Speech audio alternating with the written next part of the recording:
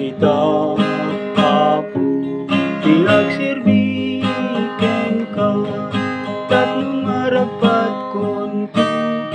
bibiyag nga kanayon isurong kanya Diyos ko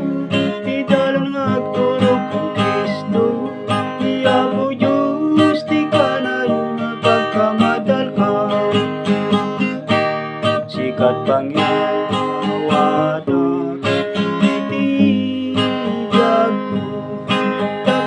sarap kunto ibaligid ibiyag ko isurong kanyak Apo idalanan ako sa